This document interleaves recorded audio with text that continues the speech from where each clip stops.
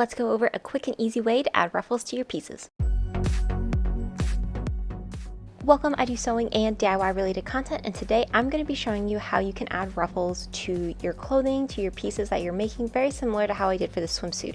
So as you can see here, I am working on some pajama shorts and I thought it'd be really fun to add a ruffle to it. So what you're going to do is you're going to lay out the fabric that you want to use for your ruffle, and you want to draw a dot in the center of that fabric. So I'm using chalk to do this.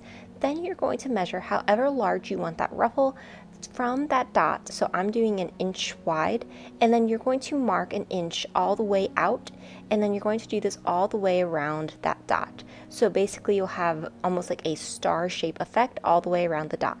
Then we're going to be connecting all those measurements into a swirl like effect, and this is going to allow us something that we can cut out and trace, so that we're going to have this big swirl that basically we're cutting out.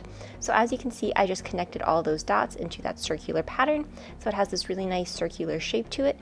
And then I'm going to take my scissors and very carefully cut all of this out.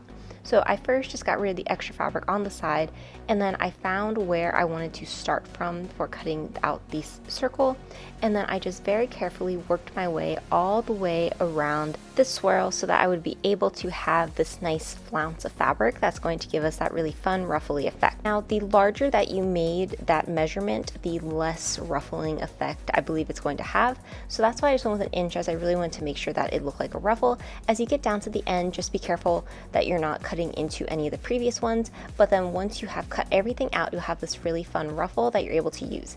Now, because this is very delicate almost, we want to be very careful with how we're finishing it off.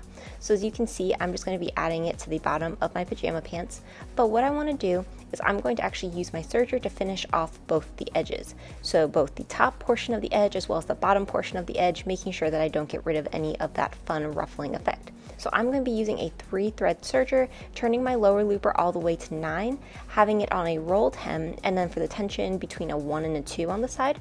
And then what we're going to be doing is first doing a narrow rolled hem along the wider edge of the ruffle. So this is going to give us a really clean and nice look and finish.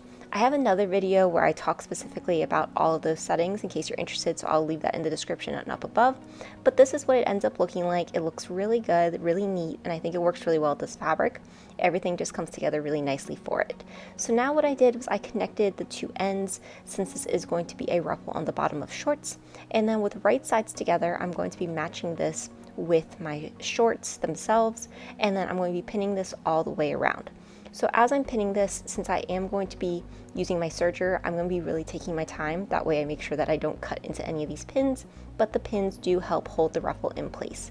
Now I'm just using a normal 3-thread overlocking stitch for this. I have changed all my settings back to normal.